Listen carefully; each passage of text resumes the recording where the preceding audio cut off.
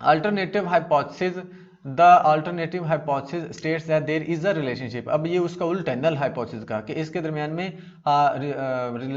इस हाइपोथेसिस में वेरिएबल्स के दरमियान में रिलेशनशिप होता है।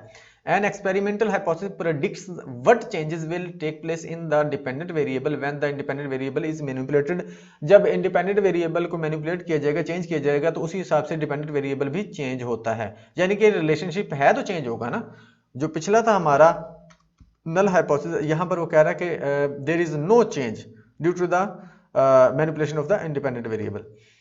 अच्छा जी, for example there is a relationship between the student attendance and result. अगर इसको देखें तो लॉजिकली सही है, अटेंडेंस होगी तो उसका रिजल्ट अच्छा आएगा, अगर अटेंडेंस नहीं होगी तो उसका रिजल्ट अच्छा नहीं होगा। ठीक है जी, तो ये अल्टरनेटिव है। अगर फर्ज करें इसके दरमियान में कोई रिलेशनशिप नहीं बनना, तो यहाँ फिर नो लग जाएगा। ठीक है जी, वो नल हाइपोथेसिस हो जाएगा कि there is no relationship. There is a relationship between employee salary and employee performance. Salary और परफॉर्मेंस का भी रिलेशनशिप है।